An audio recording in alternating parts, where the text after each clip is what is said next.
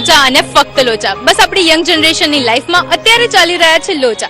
અરે 500 અને 1000ની નોટ બંધ થઈ ગઈ છે એટલે બટ ઓબ્વિયસ છે કે લોચા જ હોય દરેકની લાઈફમાં. તો ચલો આપણા યંગ જનરેશન થી પણ પૂછીએ કે એમની લાઈફમાં કઈ પ્રકારના लोचा चाली रहा है.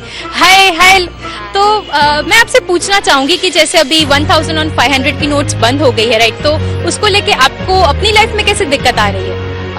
हम लोग जैसे पीजी में रहते हैं, हॉस्टल्स वगैरह में, तो भी हमें रेंट पे करना पड़ता है. जैसे हमें अब 14,000 पे करना पड़ता है पर मंथ.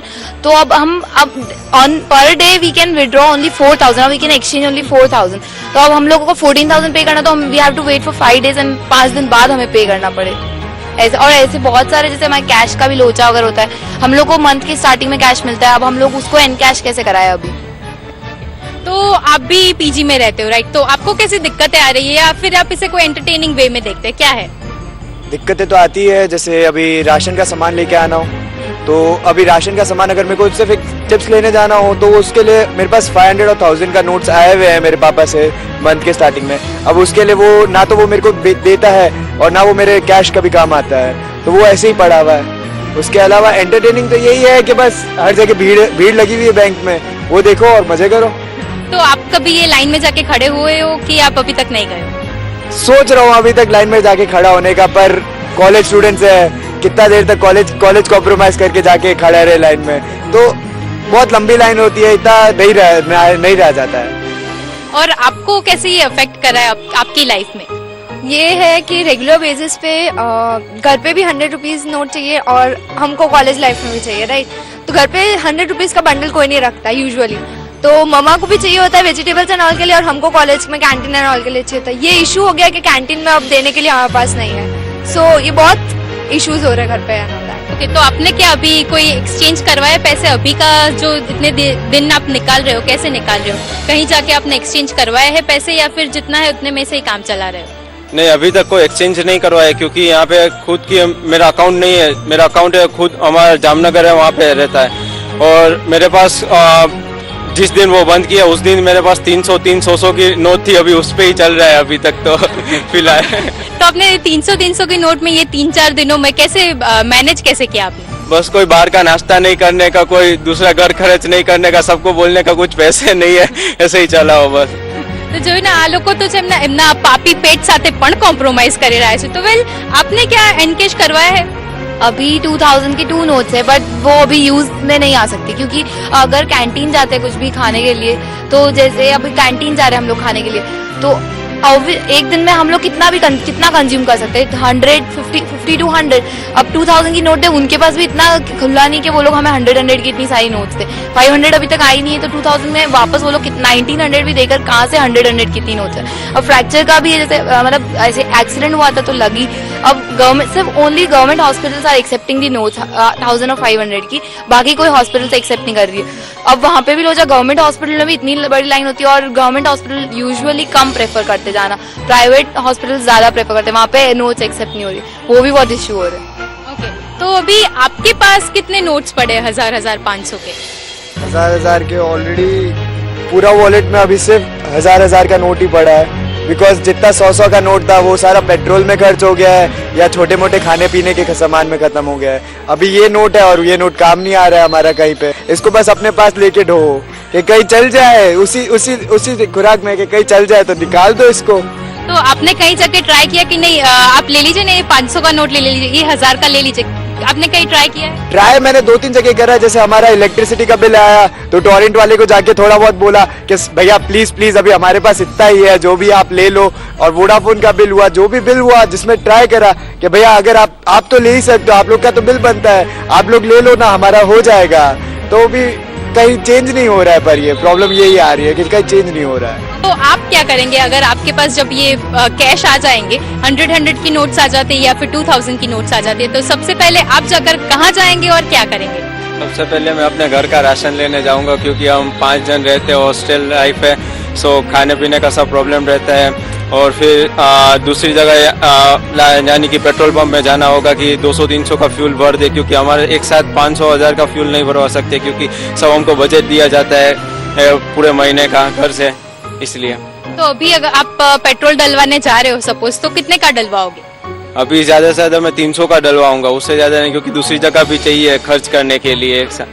ઓકે, તો આપ લોગોને દેખા ના કે कैसे हमारी સ્ટુડન્ટ્સ वो भी મેનેજમેન્ટ શીખ રહે અને કેવી રીતે આ લોચામાંથી બહાર આવી રહ્યા છે અને કેવી રીતે પોતાની લાઈફસ્ટાઈલ મેનેજ કરી રહ્યા છે. તો વી વિશ કે તમે પણ આવી જ રીતે ગડબડ ગોટાળા કરીને પણ તમારી લાઈફને મેનેજ કરો. કેમેરા પર્સન અમિત મકવાના સાથે હેલી પંચાલ, સંદેશ ન્યૂઝ. હું વિચારી રહી છું કે હું એક મૂવી જોતી આવું, તો મૂવી વાળો તો બટ ઓબ્વિયસ છે કે મને આના છૂટા આપી જ દેશે. અને હાલમાં જ છે ને એક ગુજરાતી મૂવી કંઈક કરને યાર એનું પ્રીમિયર ઓર્ગેનાઇઝ કરવામાં આવ્યું હતું અને સાથે જ એની સ્ટારકાસ્ટે કરી સંદેશ ન્યૂઝ સાથે ખાસ વાતો. તો ચલો એમની સ્ટારકાસ્ટને મળે અને જાણે કે તે લોકો શું કહી રહ્યા છે અબાઉટ ધીસ ફિલ્મ.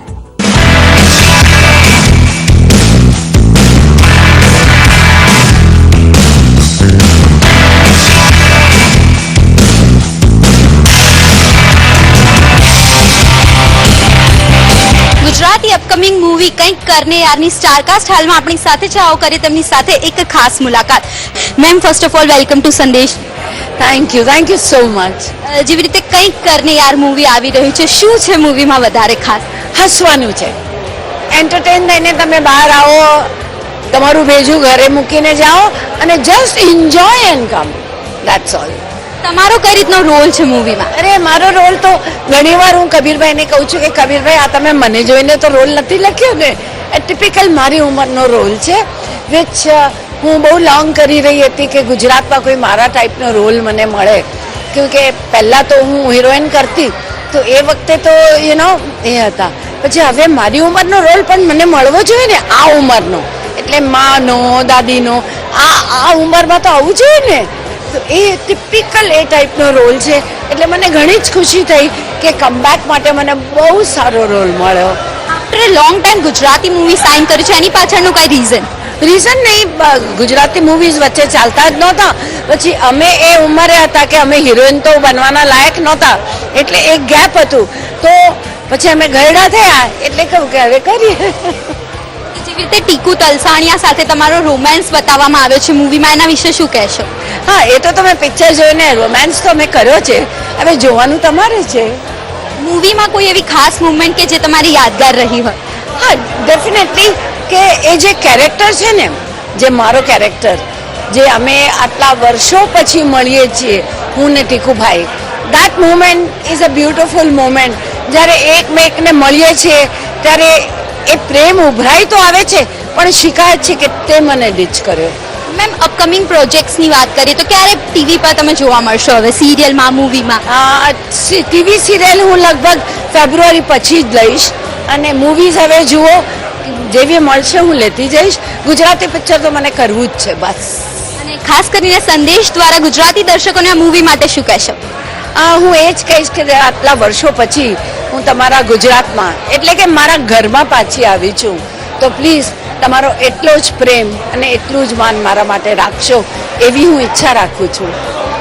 જેવી રીતે કંઈક કરને યાર મૂવી આવવાનું છે, તો કઈ રીતનો રોલ છે તમારો? પહેલા વેલ, મારું કેરેક્ટર છે Ramila, and she is a villager girl. Well, મૂવીમાં બહુ બધા છે ટ્વિસ્ટ એન્ડ ટર્ન્સ, તો પછી તો મૂવી જોવાની મજા આવશે. I am performing a character, I am an actress of the movie.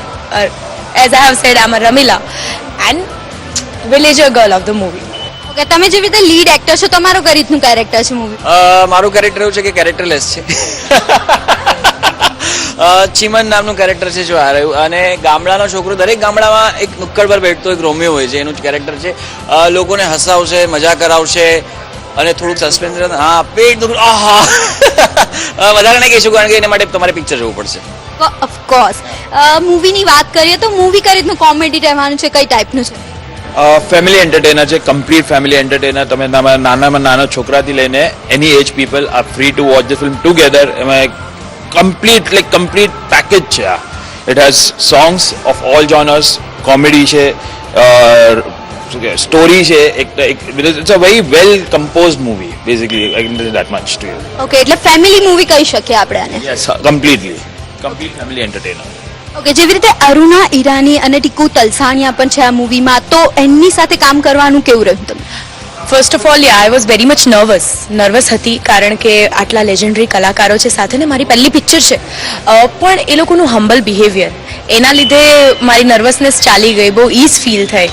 And I was feeling very good. બહુ સરસ અનુભવ રહ્યો એમની સાથે કામ કરવાનો ને ઘણું બધું શીખવા મળ્યું. મૂવીમાં ડાન્સની વાત કરીએ તો ડાન્સ કઈ રીતનો જોવા મળશે? મૂવીની અંદર તમને એક રોમેન્ટિક ડાન્સ જોવા મળશે, મસ્તી ભર્યો ડાન્સ જોવા મળશે, ડિસ્કો જોવા મળશે. આઈ થિંક ડાન્સના એવરી કલર તમને મ્યુઝિકમાં અને ડાન્સમાં જોવા મળશે. તમને કેવી રીતનું રહ્યું અરુણા ઈરાની અને ટીકુ તલસાણિયા સાથે વર્ક કરી તો?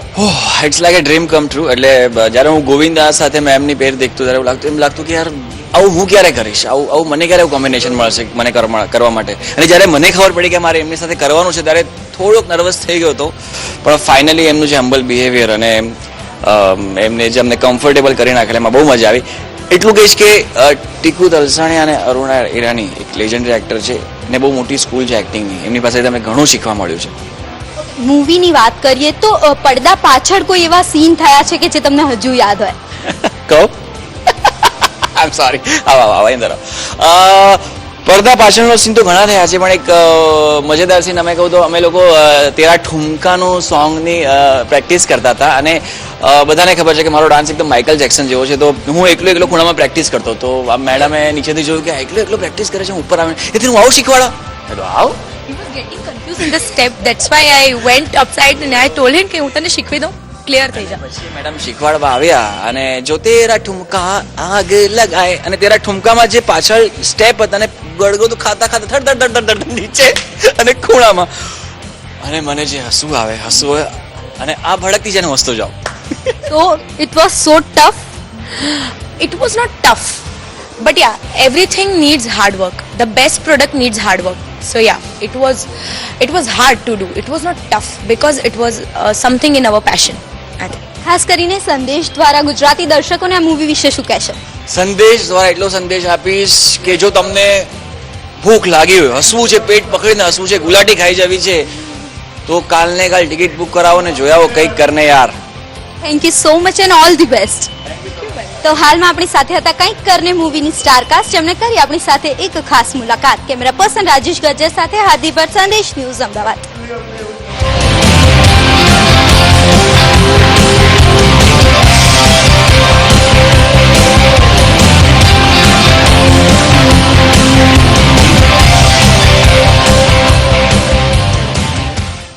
ગાઈઝ, આ મજેદાર જર્નીની મજાની વાતો તો આમ જ રહેશે જારી, બટ હાલ રોકાઈશું એક નાનકડા બ્રેક માટે. किसी ने खूब कहा है कि पैसा हाथों का मैल होता है. जो ने હમણાં જ મારા હાથમાં આ બે નોટ્સ આવી છે 2000 ની, અને હમણાં જ મને યાદ પણ આવી ગયું કે મેં છે ને એક યોગા ક્લાસીસ જોઈન કર્યા છે જેની ફી ભરવાની બાકી છે. અરે હા, વિન્ટર સીઝન આવી ગયો છે, બસ એમ જ ફિટ અને હેલ્ધી રહેવા માટે મેં યોગા ક્લાસીસ જોઈન કરી લીધા છે. તો હવે એની ફીસ ચલો આપણે આપતા આવીએ અને યોગાના ટ્યુટરને પણ પૂછતા આવીએ કે યોગામાં કઈ કઈ એક્સરસાઇઝ કરવી જોઈએ જેનાથી એકદમ બોડી વોર્મ અપ રહે અને આપણું આખું જે વિન્ટર સીઝન છે ને એમાં આપણે હેલ્ધી રહી શકીએ.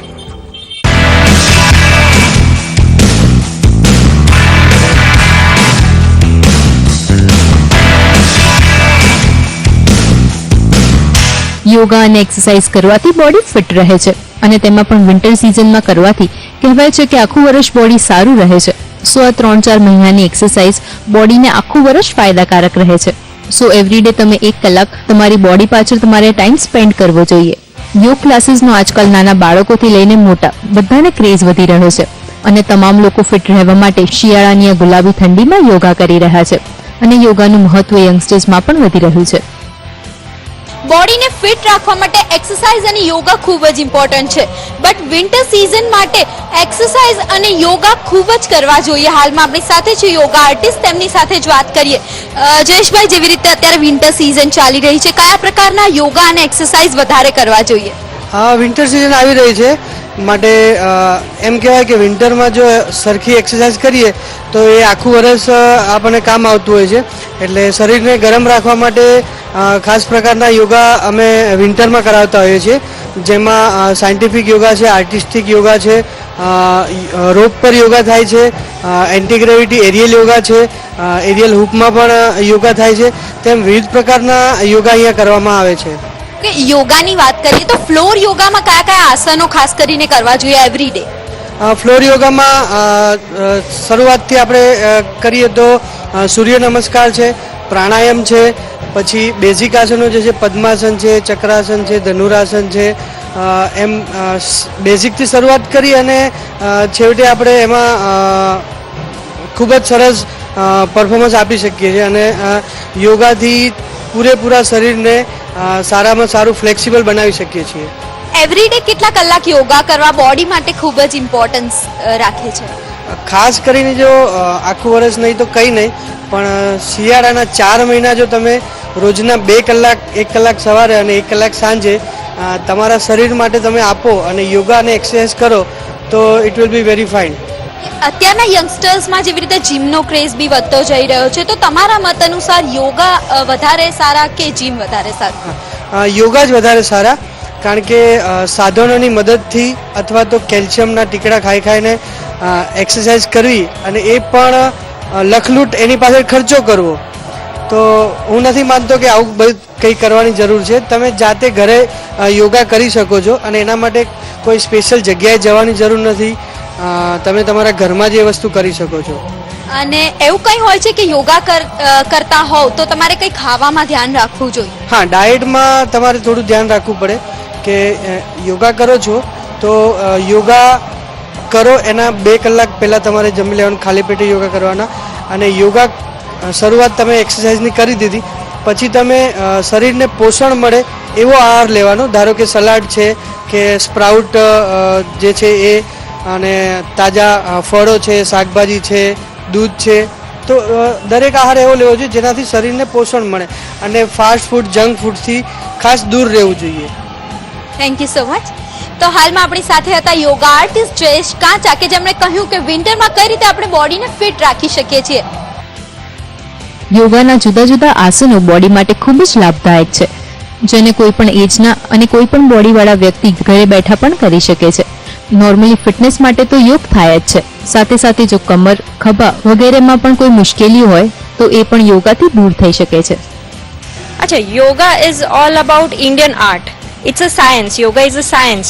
So it develops your immunity, it develops your flexibility.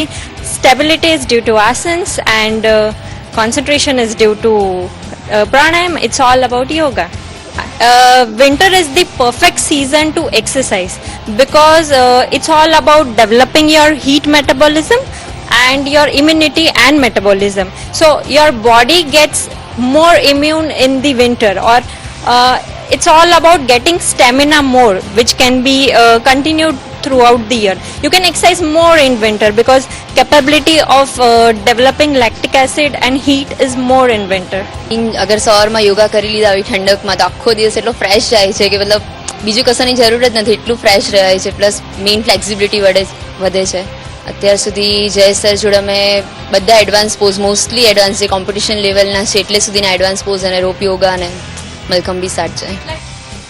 નાના બાળકોથી લઈને ગર્લ્સ પણ બોડીને સારું રાખવા માટે આસનો કરે છે. સો આ વિન્ટર સિઝનમાં જો તમે પણ કોઈ પ્રકારની એક્સરસાઇઝ કરવાનું સ્ટાર્ટ ના કર્યું હોય તો તમે આ પ્રકારના યોગાઝ, મોર્નિંગ વોક કે પછી સાયકલિંગ કરવાનું સ્ટાર્ટ કરી દો. હાર્દી ભટ્ટ, સંદેશ ન્યૂઝ, અમદાવાદ.